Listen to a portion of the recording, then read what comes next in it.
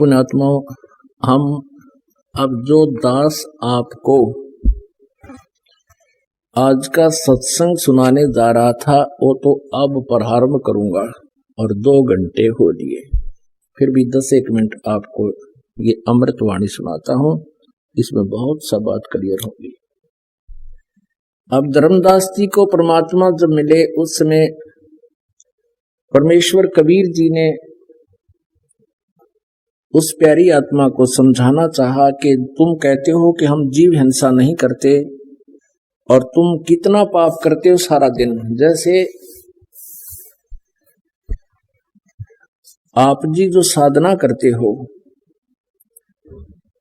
आप पुण्य करते हो, धर्म भंडारे करते हो धर्मदास जी, उस धर्म का पुण्य अलग से लिख दिया जाता है आपके गुड अकाउंट में, आपके मस्तिष्क में, और धर्मराज के वहां पहुंच जाता ऑटोमेटिकली उसके दरबार में। और जो तुम प्रतिदिन पाप करते हो वो भी लिखे जाते हैं। अब जैसे गीता जी में आपने पढ़ा कि जैसे कोई खेती करता है या कोई हवन करते हो, जैसे ब्राह्मण का कर्म है, वो सारा नहीं पढ़ा सके आपको, आप देख सकते हो उसमें, फिर कभी बताएंगे। और जैसे किसान का है, मजदूर है, कस्सी से मिट्टी खोदता है, किसान हल जोतता है, और ब्राह्मण लोग हवन आदि किया करते थे। जैसे अक्षत्री जो है अपना काम करते हैं। कहते ये सभी कर्म जो करते हो इनमें भी दोष है, लेकिन ये त्यागे नहीं जा सकते, ये करने ही पड़ेंगे। जैसे किसान है, परमात्मा कहते हैं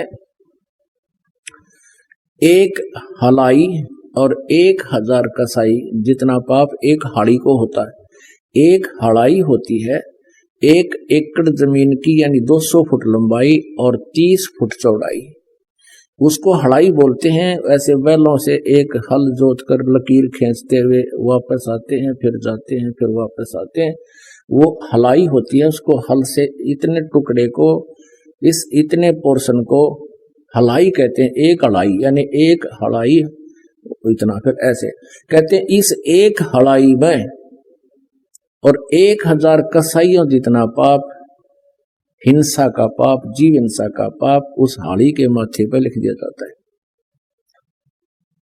और फिर उससे जो पुण्य होता है उसमें उत्पन्न हुई, जैसे फसल कणक उत्पन्न होगी, गेहूं उत्पन्न हो गया, वो जड़ गया, बाजरा उत्पन्न हुआ तो उसने पशु पक्षी खा रहे हैं, कुछ समय झड़ गया, थोड़ा बहुत वो चींटियों का मुंह पड़ गया, कीड़े मकोड़े ने खा लिया, तो वो उसको पुण्य हो गया और वो पाप हो गया, और दोनों ही अकाउंट लिखे जाएंगे तुम्हारे इसमें। तो तुम्हारे विधान में जिन भगवानों की तुम पूजा करते हो उससे पाप अलग भोगने पड़ेंगे और पुण्य अलग।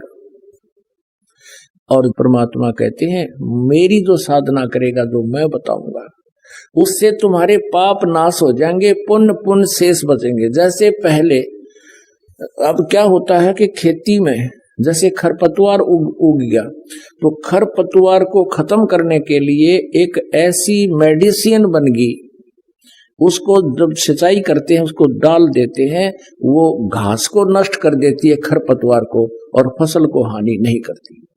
अब देखो फिर अपने आप फसल पर फूल लगी। वैसे ये औषधि तो पहले भी थी, लेकिन इसकी खोज नहीं कर पाए थे। अब परमात्मा ने ये औषधि, जब ही सतनाम हृदय धरो भयो पाप को नाश, जैसे चिंगारी अग्नि की वह पड़े पुराने घास।